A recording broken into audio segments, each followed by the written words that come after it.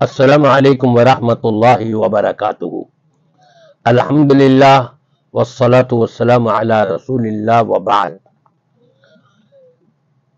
اس کائنات کے اندر سب سے زیادہ محبوب ترین اللہ کے نزدیک بھی اور ایمان والوں کے نزدیک بھی اگر کوئی ذات ہے تو وہ ہمارے نبی محمد الرسول اللہ صلی اللہ علیہ وآلہ وسلم کی ذات اقدس ہے۔ اس میں کوئی شک و شبہ کی گنجائش نہیں۔ دیکھنے یہ ہے کہ آپ کیوں تشریف لائے، غرض و غایت کیا تھی آپ کی آمد کی، اور پھر آپ کی آمد کے تقاضے کیا ہیں، غرض و غایت کس نے پوری کری اور تقاضے کس کے سپرد کیے گئے۔ تھوڑا سا جائزہ لیجئے۔ قرآن پاک میں ہم کو یہ بتایا گیا ہے کہ نبی پاک صلی اللہ علیہ وسلم کی آمد کی جو غرض و غایت ہے وہ 3 غرض و غایت بڑی بڑی ہیں۔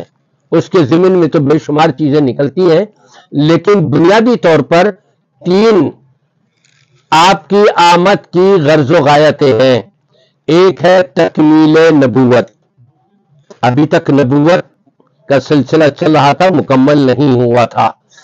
آپ تشریف لائے اور رب نے قرآن پاک میں فرمایا ما کان محمد ابا احد من رجالکم ولکن رسول اللہ وخاتم النبیین۔ نبی کریم صلی اللہ علیہ وسلم کی نبوت کی تکمیل کا اعلان کیا کہ حضرت آدم علیہ السلام سے لے کر اب تک جو بھی نبوت کا سلسلہ چل رہا تھا یہاں پر آ کر کے مکمل ہو گیا ہے۔ اسی لیے آپ فرماتے تھے انا خاتم النبیین لا نبی بعدی، میں تمام نبیوں میں سب سے آخری نبی ہوں اور ختم گویا کہ اس پر مہر لگا دی گئی ہے، اب میرے بعد کوئی نبی آنے والا نہیں۔ دوسری غرض و غایت آمد مصطفیٰ صلی اللہ علیہ وسلم کی تبلیغ رسالت، اور تبلیغ رسالت ایسی کہ نبی پاک صلی اللہ علیہ وسلم نے حجۃ الوداع کے موقع پر تمام صحابہ کو خطاب کرتے ہوئے ارشاد فرمایا الا هل بلغت الرسالہ، خبردار میں نے اللہ تبارک و تعالیٰ کی طرف سے جو بھی احکامات مجھ پر نازل کیے گئے، رسالت کے تمام امور میں نے تم تک پہنچا دیے کہ نہیں؟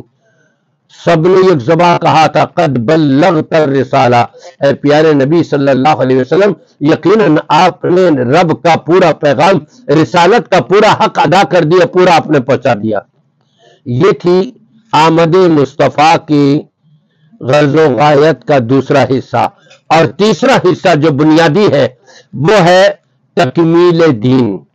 حضرت آدم علیہ السلام سے لے کر اور آخری نبی کے آنے تک دین کہیں پر بھی مکمل نہیں کیا گیا، بلکہ قرآن پاک میں رب تبارک و تعالی نے ارشاد فرمایا جو حجۃ الوداع کے موقع پر آیت نازل ہوئی تھی الیوم اکملت لکم دینکم واتممت علیکم نعمتی ورضیت لکم الاسلام دینا۔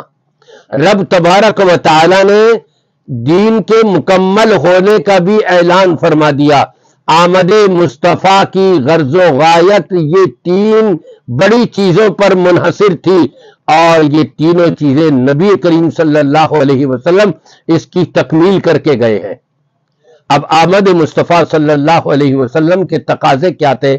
تھوڑے ہلکے کر دیے گئے امت کے اوپر، نہ 3 رکھے نہ اس سے زیادہ، 2 ہی تقاضے جو رب تبارک و تعالی نے اپنے کلام پاک کے اندر ارشاد فرما دیا، اور اس انداز سے ارشاد فرمایا کہ رب نے حضرت آدم علیہ السلام سے لے کر آخری نبی تک سب کو جمع کیا، اور عالمی کانفرنس انبیاء کرام کی پاکیزہ مقدس ہستیاں سامعین، اور خطاب کس کا؟ رب العالمین کا۔ اور کس کے لیے خطاب؟ رحمت للعالمین کے لیے۔ کیا تھا؟ رب تبارک و تعالی نے ارشاد فرمایا وَإِذَا أَخَذَ اللَّهُ مِيثَاقَ النَّبِيِّينَ لَمَا آتَيْتُكُم مِّن كِتَابٍ وَحِكْمَةٍ، اے میرے نبی اور رسول یہ بتاؤ جب میں تمہیں کتاب دوں گا، تمہیں رسالت دوں گا، تمہیں صحیفے دوں گا، تمہیں نبی بنا کر کے بھیجوں گا، تمہارے نام کے चमक रहे होंगे, नाम चल रहा होगा, ऐसे उसमें सुम्मा जाअकुम रसूलुम मुसद्दिकुल लिमा माअकुम, मेरे आखिरी रसूल मोहम्मद सल्लल्लाहु अलैहि वसल्लम तशरीफ ले आए तो क्या करना है तुमने? रब ने खुद ही बता दिया कि तुम क्या करोगे। वो आमद मुस्तफ़ा के तकाजे थे और वही रब ने दो तकाजे दिए, सिर्फ नबियों को कह दिया तुमने भी ये दो तकाजे पूरे करने हैं, और नबियों को सुनाकर उम्मतियों को ताकीद कर दी। ये तो वो पैगाम है जो रब ने डायरेक्ट बयान किया, और वो भी बड़ी पाकीज़ा मुकद्दस हस्तियों के दरमियान बयान करके पाबंद कर दिया कि मोहम्मद रसूलुल्लाह सल्लल्लाहु अलैहि वसल्लम की आमद के तकाजे अगर तुमने पूरे नहीं किए तो मैं तुमसे निमट लूंगा। ये दोनों तकाजे तुमने पूरे करने होंगे। और वो क्या है? पहला तकाजा लतुमिनुन्न बिही, कामिल तौर पर तुम मेरे नबी मोहम्मद सल्लल्लाहु अलैहि वसल्लम पर ईमान लेकर के आओगे। ईमान लाने का मतलब है कि उन्हीं की इताअत करोगे, इनके मुकाबले में किसी बाबा की इताअत नहीं करोगे। दूसरा तकाजा जो उम्मत के खाते में डाला गया कि तुमने ये पूरा करना है, वला तंसुरुन्नहु, नबी की नुसरत करनी है। क्या मतलब? नबी के दीन को अपनाकर इख्तियार करके उसको आगे पहुंचाना है। नबी आए तुम्हारे पास तुम तक पहुंचाने के लिए, तुम इसको आगे पहुंचाओगे। ये दो तकाजे तुम पूरे करोगे, गोया कि तुमने नबी से मोहब्बत भी कर ली, तुम्हारा राब्ता अल्लाह से भी कायम हो गया, अल्लाह के यहां महबूब भी बन गए कि तुमने उसके महबूब मोहम्मद रसूलुल्लाह सल्लल्लाहु अलैहि वसल्लम को उनकी आमद के तकाजे इस तरह से पूरे किए कि ईमान कामिल भी लाए। जो नबी ने बताया वही किया, और जो नबी ने नहीं बताया उसको दीन नहीं समझा। बल्कि नबी ने अगर मिलाद मनाई तो तुमको भी मनानी थी, लेकिन जब नबी ने मिलाद नहीं मनाई तो तुमको भी मिलाद मनाने का कोई हक हासिल नहीं। अगर तुम ईमान कामिल रखते हो नबी पर तो फिर वो काम करो जो नबी ने किए हैं और बताए हैं। जो नबी ने नहीं किए और नहीं बताए उन कामों को दीन न समझो, वरना तुमने अल्लाह की शान में भी गुस्ताखी करी और नबी पाक सल्लल्लाहु अलैहि वसल्लम की शान में भी गुस्ताखी करी।